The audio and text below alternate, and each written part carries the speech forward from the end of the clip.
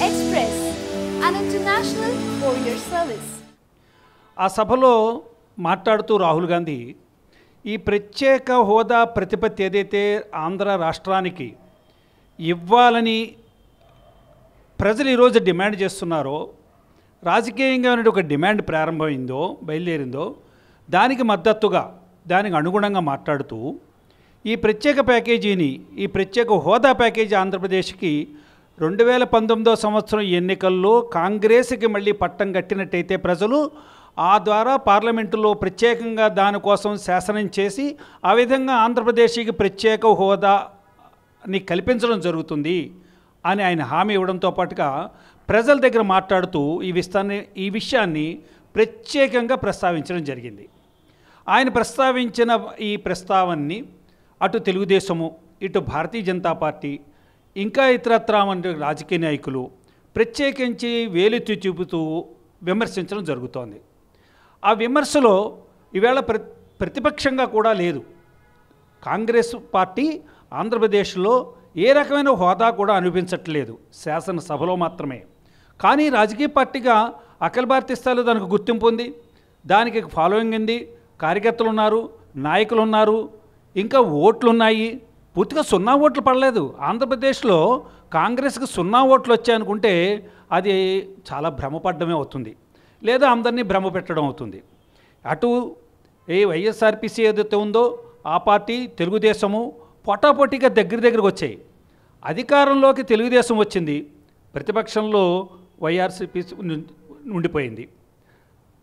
అంత మాత్రం చేత కాంగ్రెస్ తుడిచిపెట్టుకుపోయింది, నెగ్గకపోతే స్థానాలు రాకపోతే తుడుచుకుపెట్టిపోయినట్టేనా?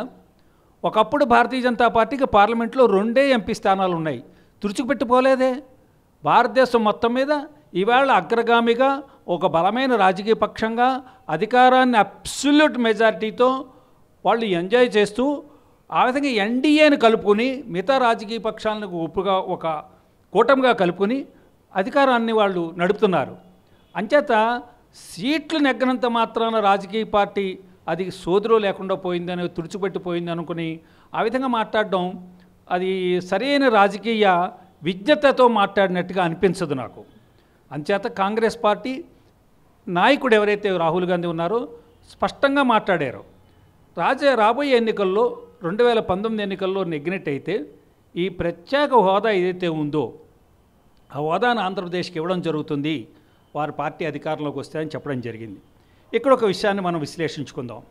అసలు ప్రత్యేక హోదా ఏదైతే ఉందో ఆ హోదాకి పార్లమెంట్లో రాష్ట్ర విభజన జరుగుతున్నప్పుడు విభజన చట్టం గురించి బిల్లు మీద మాట్లాడుతూ అప్పటి ప్రధానమంత్రి యూపీఏ ప్రభుత్వంలో ప్రధానమంత్రిగా ఉన్నటువంటి మన్మోహన్ సింగ్ గారు రాజ్యసభలో ఆంధ్ర రాష్ట్రానికి ఒక 5 సంవత్సరాలు తమ పార్టీ మళ్ళీ తిరిగి అధికారంలోకి వస్తే, యూపీఏ కనుక ప్రజలు పట్టం కట్టినట్టయితే 5 సంవత్సరాలు నష్టపోయిన ఆంధ్రప్రదేశ్ రాష్ట్రానికి ప్రత్యేక హోదా కల్పిస్తాము, ఆ ప్రత్యేక తరగతి హోదా కల్పిస్తామని చెప్పి హామీ ఇవ్వడం జరిగింది. రాజ్యసభలో చట్టం మీద చర్చ జరుగుతున్నప్పుడు, ఈ బిల్లు మీద చర్చ జరుగుతున్నప్పుడు ఆ హామీని పురస్కరించుకుని క్షణం కాలం కూడా ఆలస్యం లేకుండా అప్పటి భారతీయ జనతా పార్టీ జాతీయ స్థాయిలో ఒకప్పుడు అధ్యక్షుడిగా పనిచేసి ఈవేళ కేంద్ర మంత్రిగా ఉన్నటువంటి శ్రీయుతులు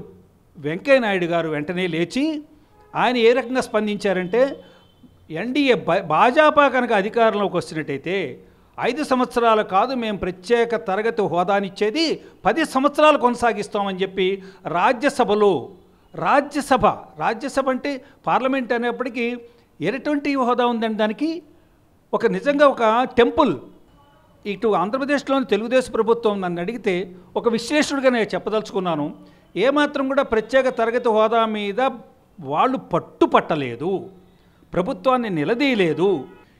ఆ మధ్యకాలంలో మనకి అమరావతి రాజధానిగా అక్కడ అమరావతిని భూమి పూజ చేస్తున్నప్పుడు, శిలాన్యాసం చేస్తున్నప్పుడు అక్కడకి ప్రధానమంత్రిని ఆహ్వానించడం జరిగింది.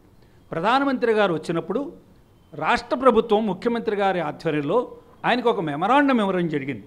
ఆ మెమరాండంలో ఆయన ప్రత్యేకించి ఒక విషయాన్ని ప్రస్తావించారు. ప్రత్యేక హోదా కాకుండా ప్రత్యేక ప్యాకేజీ ఇవ్వమని అడిగారు. Special package is required.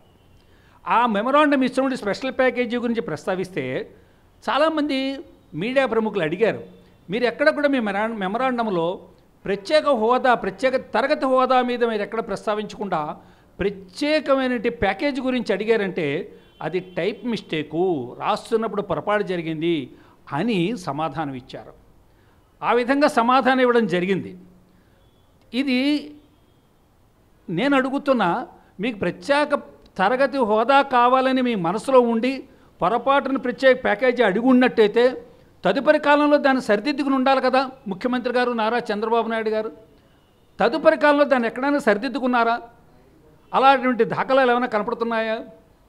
ఇంకా కేంద్ర ప్రభుత్వంలో ఆంధ్ర రాష్ట్రానికి తెలుగువాడిగా ప్రాతినిధ్యం వహిస్తున్నట్టు శ్రీయుతులు వెంకయ్యనాయుడు గారు ఏమన్నారంటే, ఏదైతే విభజన చట్టం ఉందో విభజన చట్టంలో ఈ రాష్ట్రానికి 5 సంవత్సరాలు కానీ 10 సంవత్సరాలు కానీ ప్రత్యేక తరగతి హోదా కల్పిస్తున్నట్టుగా ఒక అధికరణం కానీ ఆ చట్టంలో నిర్దేశించలేదు, కాబట్టి కేంద్ర ప్రభుత్వం చేయలేకపోతోంది అన్నట్టుగా మాట్లాడారు. అయ్యా, ఆవేళ చట్టం చేస్తున్నప్పుడు, బిల్లులో చర్చ జరుగుతున్నప్పుడు ఇది మీరు ఒక అంశంగా దీన్ని పెట్టాలి, సవరణ మీరు ఎందుకు ప్రతిపాదించలేదు? అది ఒక సామాన్య ఆంధ్రుడు కానీ భారతీయుడు కానీ అడుగుతాడేమోనని మీకు అనిపించట్లేదా? నాకైతే అనిపిస్తోంది. అయ్యో, వాళ్ళు తిరిగి అడుగుతున్నారేమో, వెంకయ్యనాయుడు గారు సమాధానం చెప్పకుండా దాటవేస్తున్నారేమో అని అనిపిస్తోంది నాకు. అంచేత ప్రత్యేక తరగతి ప్రతిపత్తి కల్పిస్తాము 15 సంవత్సరాలు అని మీరు రాజ్యసభలో ఆ దేవాలయంలో మాట్లాడుతూ మీరు ఉటంకించారు.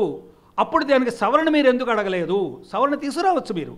ఆదరాబాదరాగా ఆ రోజునే లైట్లు ఆరిపేసి తలుపులు ఆరిపేసేసి టీవీ లైన్లు కట్ చేసేసి బిల్లు పాస్ అవ్వాల్సిన అవసరం లేదు. ప్రజాస్వామ్యాన్ని అంత విధంగా కూనీ చేస్తున్నప్పుడు మీరు ప్రేక్షక పాత్ర వహించారన్నప్పటికీ ఆనాడే ప్రేక్షక పాత్ర వహించినప్పుడు ఈరోజు అధికారులు ఎలా కొనసాగుతారని చెప్పి సామాన్యుడు పిల్లవాడు ఎవరైనా సామాన్యుడు అడుగుతాడు మిమ్మల్ని, దానికి ఏం సమాధానం చెప్పగలరని చెప్పి నాకు అనిపిస్తూ ఉంటుంది. కాబట్టి అక్కడ మీరు చెప్పిన సమాధానం ఏదైతే ఉందో హేతుబద్ధమైన సమాధానం కాదు, చట్టంలో లేదనడానికి. పోనీ చట్టంలోనే లేదు. తదుపరి చట్టం చేసేసిన తర్వాత తెలంగాణలో నుండి ఖమ్మం జిల్లాలో 4 మండలాలు మీరు ఆంధ్రాకి దారాదత్తం చేస్తూ ఆ రాజు విభజన చట్టాన్ని మీరు సవరణ తీసుకురాలేదా? అది కాంగ్రెస్ ప్రభుత్వంలో ఉండగానే ఆర్డినెన్స్ రాష్ట్రపతి భవన్ పంపిస్తే ఎన్నికల నియమావళి అడ్డొస్తోంది కాబట్టి ఆర్డినెన్స్ పాస్ చేయకపోవడం వల్ల ఆగిపోయింది అనే విషయాలు అందరికీ తెలుసు. కాబట్టి ఆ చట్ట సవరణ జరిగింది. మరి దీనికి కూడా కోసం ప్రత్యేక తరగతి అది హోదా ఇవ్వడానికి ఆంధ్ర రాష్ట్రానికి చట్టం అడ్డొస్తోందని చెప్పడంలో హేతుబద్ధమైన వాదన కనిపించట్లేదు.